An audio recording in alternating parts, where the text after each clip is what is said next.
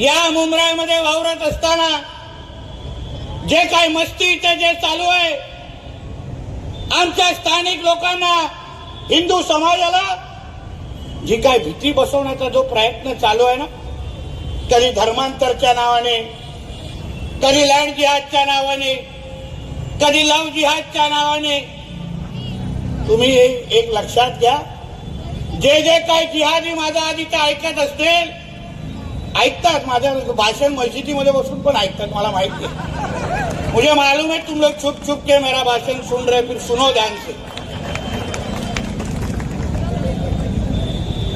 परत माझ्या हिंदू समाजाच्या ह्या भागातल्या मुंब्रा देवी आणि ह्या भागातल्या कुठल्याही हिंदू समाजाच्या व्यक्तीकडे कोणी वाकड्या नजरेने बघितलं ना, तर न सांगता तुमच्या इकडे येईन आणि तांडव करून जाईन, एक लक्षात घ्या, तांडव।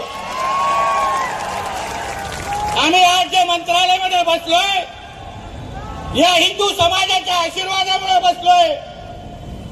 हे सरकार हिंदू समाजाचं आहे आणि म्हणून ह्यांच्याकडे कोणी वाकड्या नजरेने बघितलं, यांच्यामध्ये कोणी भीती पसरवली, तर मग पुढचा कार्यक्रम आमचा। मग आम्ही तो आता धुरंधरचा डायलॉग आहे ना, ये देवा भाऊ का महाराष्ट्र है, ये घुसेगा भी और मारेगा भी, एक लक्षात ठेवा। आणि म्हणून इथून तर एक फक्त 3 किलोमीटर पर्यंत सुरुवात आहे।